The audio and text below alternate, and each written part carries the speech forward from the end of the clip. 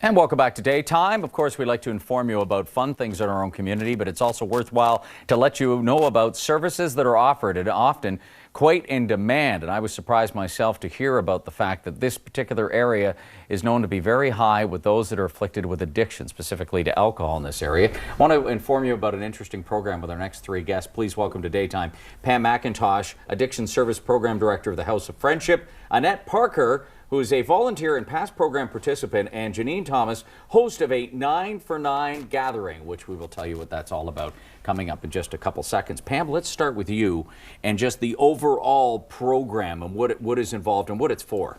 Sure. Well, House of Friendship has several different addiction treatment programs for women, and several years ago we decided we would try to put them all together. That means it's better access for women in the community. They can more easily switch from different levels, from maybe early intervention counseling to all the way to more serious, longer-term residential treatment. And addiction is seen as a pretty serious health issue as it is, but we also wanted to raise awareness for the fact that it's something that can be treated just like any other health concern, that with treatment people can recover and lead the kind of lives that they want. And if they find the right treatment and find support at the same time, right? Yeah, support is crucial. Because we talked about that yesterday, that a lot of people are out there and they just don't know where to turn, where to look. This may be the solution for them. Right, or they may feel there's no hope. Right. This gives them a bit of that. And that certainly was the case for you, Annette. You are a past participant in the program, am I right? Correct. How did you come about the program? Find out to know what could help you? I had some friends that helped me that had gone through different programs and had told me about it, and I got searched it out, and then through the facts of counselors that helped me and told me where to go and made up the arrangements, and I was able to go through and get through that back in '94. Did it seem at the time insurmountable? Did it seem like, oh, there's no one out there to help me? Yeah, it was hopeless, because then when you're sitting in the middle of that addiction, you don't know where to go, you don't know anything else, and you're lost. You know, you feel totally hopeless. So having somebody to put a hand out to say, you know, hey, I'm here to help you and to get you through it, it was very, very instrumental in my recovery. Isn't that good? Well, I'm glad to hear that too. And Janine, maybe you can talk to the 9ForNine gatherings that we're encouraging people to hold in the next while. Explain first of all what a 9ForNine is. Well, a 9ForNine is when you gather 9 of your friends or colleagues, women, in recognizance of the 9 participants who are currently participating in the Under One Roof program. Okay. And it's just an informal gathering. You can do whatever you want. Like for us, we did facials and foot treatments, and we shared some cocktails. And I mean, I know that there's women who are doing salon parties, there's women who are doing book swaps. And the goal is to really just share the information, you know, get the word out there about House of Friendship, Under One Roof, and you know the goal that they're trying to accomplish, and to encourage community participation and donation.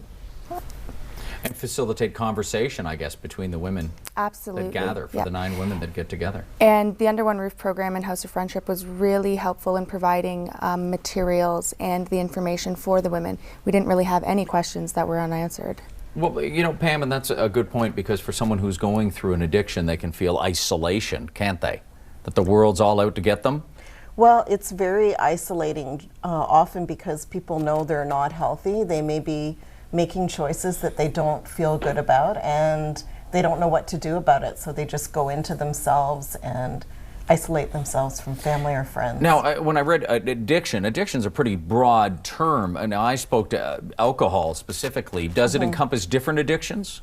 It certainly does. Alcohol, as you mentioned, is a pretty serious health issue, and people aren't often aware of the impact on physical health, but also prescription drugs, painkillers, some other medications, and street drugs to a certain degree as well. So why do you see, or why do you think there's this increased rise in women being afflicted with alcohol specifically?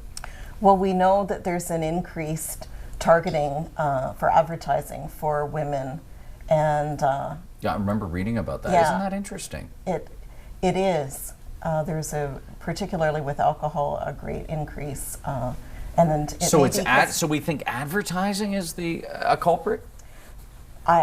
I don't know. I guess I believe in the power of media and advertising. I think that has something to do with it. I think women are also under similar pressures as men and life challenges. And See, it's interesting you say that, because I wondered if there was a correlation with increase in the workplace. In the workplace, there's pressure, not only pressure in the workplace, but it's such a social thing. I mean, I can recall when I started in my career, it was hard not to have someone say, let's go grab a beer. Oh, come on, just have one. You're almost weaned onto alcohol, or it feels like it to some degree. Well, Ann Dowsett Johnson, who's a renowned Canadian author and writer, she wrote for Maclean's magazine, but also did a series on women and alcohol, the Atkinson series, in the Toronto Star. And she noted that when she worked in the university communities, she would be offered a drink 5 times a day. Wow. I know, that's crazy. 5 times a day. Yeah. Annette, you're in a good place now? Yes, I am. You're able to give back and volunteer? Yep. I've got to think that means a lot to those that are in a program to know that you're speaking from experience. I believe it does. That's got to play in a big way. And it plays in a big way, being able to give back.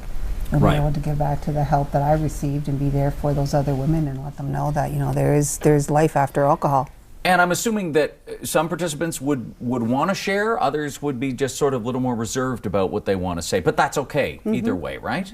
Is that right? Okay, well, let's tell people again how they can hold one of these meetings and gatherings.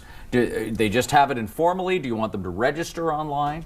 Well, they're asked to connect with somebody from House of Friendship. You can Right. go online on their website, which is Right. actually on the screen, I think we have. There it is. Yeah. And they'll provide you with all the materials required to host your 9 for 9. And they also gave us butterfly sugar cookies as a nice thank you for the good. women Isn't to that take with them nice? at the end of the day. And we're hoping the meetings all take place before June the 24th, right? The Yes. annual meeting? That's right.